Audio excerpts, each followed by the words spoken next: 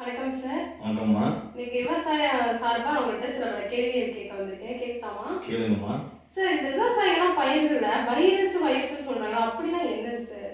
வைரஸ்ங்கிறது ஒரு உயிருள்ள பொருள்ல உயிருள்ள பொருளா இருக்குமா, உயிரில்லாத பொருள்ல உயிரில்லாத பொருளா இருக்கும். அது ஒரு சில அறிகுறிகள் காமிக்கும். அத வச்சு நம்ம கண்டுபிடிக்கலாம். எந்த மாதிரி அறிகுறிகள் சார்? அது பார்த்தீங்கன்னாக்க, செடி மொரண புடிச்ச மாரி அப்வர்ட் கர்லிங் அப்படின்னு சொல்லுவாங்க. இல்ல டவுன்வர்ட் கர்லிங் ஒரு மாரி சுருக்கம் வந்துரும். அது போக இல்லாம பார்த்தீங்கன்னா, மொசைக்ன்னு சொல்றாங்கம்மா. ஒரு மாரி பச்சை கலரும், மஞ்சள் கலரும் இந்த வெள்ளை செடிகள்லாம் இருக்குமே. அதேதாம்மா. மொசைக் மாரி வந்துரும். செடி உட்கார்ந்து போயிரும். செடி எந்திரிக்காது. இன்னொன்னு ஒரு மாரி மலட்டுத்தன்மை வந்துரும் அந்த செடிக்கு.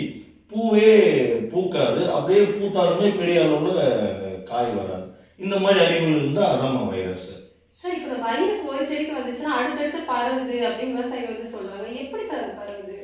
அது வைரஸ்ங்கிறது நம்ம நோயின்னு தான் சொல்றோம். எய்ட்ஸ் ஒரு நோயின்னு தான் சொல்றோம். ஆனா அது பரப்புறது ஒரு சில காரணிகள். இப்போ அது பார்த்தீங்கன்னா, இங்க விவசாயத்துல முக்கியமான காரணிகள் அந்த சாருஞ்சும் பூச்சிகள் தான் இருக்கு. சாருஞ்சு பூச்சினா என்னது சார்? சாருஞ்சும் பூச்சினா இப்போ பேனு, செம்பேனு, இலைப்பேனு, அசுனி பூச்சி, மாவு பூச்சி, இதெல்லாம் சாருஞ்சும் பூச்சிகள். அது என்ன பண்ணுமா, ஒரு இடத்த கடிச்சிட்டு இன்னொரு இடத்த கடிக்கிறப்போ டப்பு டப்பு டப்பு டப்புன்னு ஃபாஸ்டா பரவிடும். இதனால தான் நம்ம வைரஸ் வந்துச்சுன்னா ரொம்ப ஜாக்கிரதையா இருக்கணும். உடனடியா அதுக்கு உண்டான ஸ்டெப்ஸ் எடுங்கன்னு சொல்றோம்.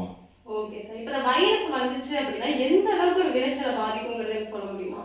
இப்போ நான் சொன்ன மாதிரி மரணம் பிடிக்குது, அந்த மஞ்சள் ஆகுது அப்படின்னாக்க, அங்க குளோரோஃபில் பச்சை தன்மையே இல்லை. அப்போ அந்த உணவு உற்பத்தி போட்டோசிந்தசிஸே நடக்கல. இன்னொன்று செடி மலட்டு தன்மை ஆயிடுது, பூ வைக்காதுன்னு சொல்றேன். அப்போ கிட்டத்தட்ட உங்களுக்கு 50லிருந்து 60% வரைக்கும் உங்களுக்கு மகசூலை அது பாதிக்கும். சரி, இந்த வைரஸ் வந்துச்சு எப்படி சார் நம்ம கண்ட்ரோல் பண்றது? எந்த மாதிரி நம்ம பயன்படுத்தலாம்? பொதுவாக விவசாயிகள் உடனடியாக என்ன பண்ணுவாங்க, ரசாயனத்துக்கு போவாங்க. அப்படி கிடையாது. நம்மலாம் அக்ரி கிராஜுவேட்டு. இப்போ நம்ம என்ன பண்ணணும்னா, ஒருங்கிணைந்த பயிர் பாதுகாப்பு முறைன்னு சொல்லுவாங்க, இன்டகிரேட்டட் பெஸ்ட் மேனேஜ்மெண்ட், IPM. இதை தான் நம்ம ஃபாலோ பண்ணணும். இப்போ அதில் நிறைய வழிமுறைகள் இருக்கு. நான் ஒன்றுன்னா சொல்கிறேன். ஒன்று பார்த்தீங்கன்னாக்க, வயலை ரொம்ப சுத்தமாக வச்சுக்கணும். எந்த மாதிரி சுத்தமாக வச்சுக்கணும் சார்? நீங்கள் பயிர் பண்ணுறதுக்கு முன்னாடி உங்கள் வயலில் இருக்கிற அனைத்து களைகளையும் எடுத்துருங்க. முக்கியமாக வரப்புகளில் இருக்கிற அனைத்து களைகளையும் எடுத்துடணும். ஏன்னா நீங்கள் பயிர் பண்ணாதப்போ வைரஸ் அங்கே தான் இருக்கும். நீங்கள் பயிர் பண்ணுறப்ப என்ன ஆகும், அதை போய் கடிச்சிட்டு இங்கே சாலை துப்புறப்போ இதுக்கும் வைரஸ் வந்துடும். இது முதல் ஸ்டெப்புமா. ரெண்டாவது பார்த்தீங்கன்னாக்க, நீங்கள் அந்த பண்டு கிராப், பார்டர் கிராப்னு சொல்லுவாங்க. ஸோ அதை நீங்கள் வரப்பு பயிர் இல்லை எல்லை பயிர்னு சொல்லுவாங்க. அதை நீங்கள் பயன்படுத்தலாம். எந்த மாதிரியான எல்லை பயிர்கள் பயன்படுத்தலாம் சார்? பொதுவாக மக்காச்சோளம் பயன்படுத்துறது நல்லது. மக்காச்சோளம், எள்ளு, ஆமணக்கு, பல்சஸ் கூட, பயிர் வகைகள் கூட ஒரு சில இதில் போடுவாங்க. ஸோ ஏதோ ஒரு நல்லதாக இருக்கிற ஒரு இது பண்டு கிராப் போடுறது நல்லது. அதுலேயும் முக்கியமாக உயரமாக இருந்தால் நல்லா இருக்குமா. Okay sir. இதை தவிர்த்து வேற ஏதாவது உங்களுக்கு தெரிஞ்ச மாதிரி இருக்கு? இப்போ இது போக உங்களுக்கு நீங்க என்ன பண்ணலாம்னாக்கா, அதை தாங்கி வளரும் இல்லை சகிப்புத்தன்மை கொண்ட ரகங்களை பயிரிடலாம். இப்போ வெண்டைக்காய் எடுத்தீங்கன்னா, இப்போ புதுசாக வரக்கூடிய ஹைபிரிட் எல்லாமே பார்த்தீங்கன்னா, அதுக்கு ரெசிஸ்டன்ஸ் அண்ட் அடாப்டபிலிட்டி, டாலரன்ஸ் இருக்கக்கூடிய ரகங்களை தான் வெளியிடுறாங்க. அந்த மாதிரி ரகங்களை நீங்கள் பயிரிடலாம். நான் சொல்ல மறந்துட்டேன், ஏன் இந்த வரப்பு பயிர்கள் பயிர் பண்ணணும் அப்படின்னாக்கா, பொதுவாக உங்களுக்கே தெரியும், பூச்சிகள் அதிகமாக சூடாக இருக்கிறப்போ வெயில் காலத்தில் அதிகமாக இனப்பெருக்கம் செய்யும். ஆனால் நோய்கள் குளிர்கால காலத்தில் அதிகமாக இனப்பெருக்கம் செய்யும். அப்போ என்ன ஆகும், நம்ம உயரமான பயிர் போடுறப்ப என்ன ஆகும்னா, வெளியிலேருந்து ஆந்தி காற்று, சூடான காற்று உள்ளே வரப்போ உங்களுக்கு குளிர்ந்த காற்றாக மாறும்.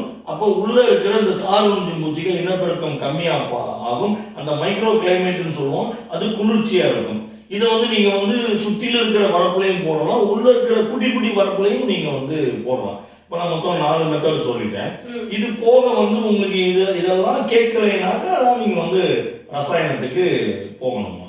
ஏன் சார் ரசாயனம் தான் பயன்படுத்தணும்? அதை தவிர்த்து இயற்கை முறையில வேற ஏதாவது உங்களுக்கு தெரிஞ்ச ஐடியா இருக்கா? நல்ல கேள்வி கேட்டீங்க. இன்னைக்கு இயற்கை ரசாயனத்தை விடவே நல்ல சிறப்பான ஒரு ரிசல்ட்டை கொடுத்துட்டு இருக்கு. அதுலேயும் முக்கியமா அதுல நுண்ணுயிர்கள் ரொம்பவே நல்ல ரிசல்ட் கொடுத்துட்டு இருக்குமா. நுண்ணுயிர்கள் அப்படின்னா நீங்க எந்த மாதிரியான நுண்ணுயிர்கள் சொல்றீங்க? அதுல பாத்தீங்கன்னாக்க, இந்த பிவிரியா பசானியா, நெமூரியா ரெலி, மெட்டாரைசம் அனிசோபெலி, இந்த 3 நுண்ணுயிர் வந்து பார்த்தீங்கன்னாக்க உங்களுக்கு வந்து நல்ல இந்த சாரொன்று பூச்சிகள் எந்த வகைராக்களா இருந்தாலும் அதுக்கு நல்ல கண்ட்ரோல் கொடுக்குதுமா. ஸோ இந்த மாதிரியான இப்போ நீங்க சொன்ன நுண்ணுயிர்கள் எல்லாமே நம்ம எங்க சார் வாங்க முடியும்? இது தனித்தனியாகவும் கிடைக்குதுமா மார்க்கெட்ல. ஆனா நம்ம கம்பெனி ருக்சோ பயோடெக்ல வந்து பாத்தீங்கன்னாக்க இது எல்லாமே இந்த நான் சொன்ன 3 நுண்ணுயிர் மட்டும் இல்லாம வெட்டிசிலியம் லெக்கானி, வெட்டிசிலியம் கிளாமிடோஸ்போரியம் எல்லாமே கலந்து நம்ம கம்பெனில ஒரு இயற்கை நுண்ணுயிர் பூச்சி கொல்லி இன்ஃபினிட்டி இருக்குமா. இதுல 5 வகையான நுண்ணுயிர் இருக்கு. இந்த 5மே வந்து இந்த சாரொன்று பூச்சிக்கு எதிர்ப்பா வந்து செயல்படும். இதை வாங்கி பயன்படுத்தலாம். சூப்பர் சார், நீங்க வந்து கூட்டமைப்பா வச்சிருக்கீங்க, ஒரு நல்ல விஷயம். இது வந்து எப்படி சார் விவசாயம் வந்து அப்ளை பண்ணுவாங்க? எந்த மாதிரி அப்ளிகேஷன் மெத்தட்? இது வந்து 6 மாசத்துக்கு உள்ள இருந்துச்சுன்னா அந்த பயிர் நீங்க ஒரு பாக்கெட் 1/4 கிலோ பாக்கெட்டுமா, இது ஒரு பாக்கெட் போட்டா போதும். 6 மாசத்துக்கு மேல இருக்கிற நீண்ட கால பயிருக்கெல்லாம் 2 பாக்கெட் வாங்கி பயன்படுத்தணுமா. ஓகே சார், இப்போ வாங்கிட்டேன், நான் வந்து மருந்து வாங்கிட்டேன்னா எந்த மாதிரி வந்துட்டு அதை கொடுக்கணும்? செடிகளுக்கு தெளிப்பான் முறையா இல்ல வேர் சிகிச்சை அந்த மாதிரி? எப்போதுமேமா இப்போ இது 2 வகையும் பயன்படுத்தலாம்.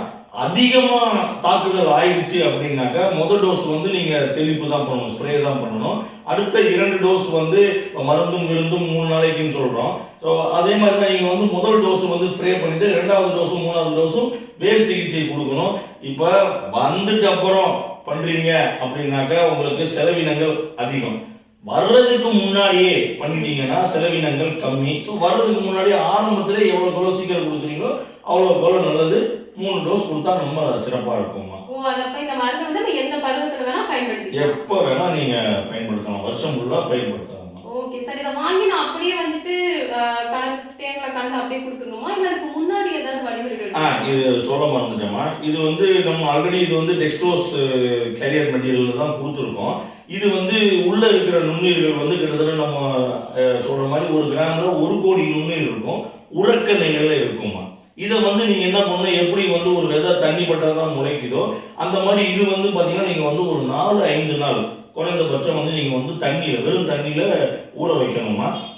என்னன்னாக்க மேல வந்து ஒரு காட்டன் துணியை போட்டு மூடிடுங்க. ஏன்னா வெளியிலேருந்து பள்ளி பாய்ச்சை இதெல்லாம் வந்து உள்ள விழாம இருக்கும். இது டெக்ஸ்ட்ரோஸ் வடிவத்தில் இருக்கிறதுனால எறும்பு வரும். சுற்றிலும் சாக்பீஸ் பவுடர் போட்டுட்டு ஊற வச்சு உபயோகிக்கிறது ரொம்ப நல்லதுமா. சரி, இப்போ நான் 4-5 நாள் ஊற வைக்கணும் விவசாயிகிட்ட சொன்னா அதுக்குள்ளே வைரஸ் தொற்று அதிகமா பரவிடுமே, நாங்க அவ்வளவு நாள் ஊற வைக்க முடியாது மாதிரி சொல்றாங்க.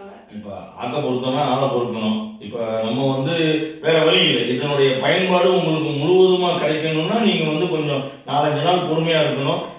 இப்போ உங்கள் வயலில் வரத்தான் போகுது, இப்போ கலந்த பருவங்க பயிர்களே வந்திருக்கு, இல்லை பக்கத்து வயலில் வைரஸ் அதிகமாக இருக்குன்னா முன்னாடியே யூஸ் பண்ணிடுங்களேன். அந்த 4 நாள் கேப்பை வந்து நீங்கள் தவிர்க்கலாம். வேற வழி இல்லாமல் நீங்கள் 4-5 நாள் ஊற வச்சு தான் ஆகணுமா. ஓகே சார், நான் வைரஸை பற்றி கேள்வி கேட்டது தெளிவான விளக்கம் சொன்னீங்க. எனக்காக டைம் ஒதுக்கியும் விவசாயிகளுக்கு டைம் ஒதுக்கியும் நீங்கள் சொன்னதுக்கு ரொம்ப நன்றி சார். விவசாயிகள் தான் நம்ம நம்பி இருக்கிறோம். விவசாயிகள் தான் நம்ம முக்கியம். நாட்டுக்கும் வீட்டுக்கும் விவசாயம் தான் ரொம்ப முக்கியம். அதை பற்றின கேள்வி கேட்டீங்க, அதுக்கு சொன்னதில் எனக்கு ரொம்ப மிக சந்தோஷமா. நன்றி. தொடர்புக்கு ருக்சோ பயோடெக். அலைபேசி எண் 6383233105. மின்னஞ்சல் rukchobiotech@gmail.com.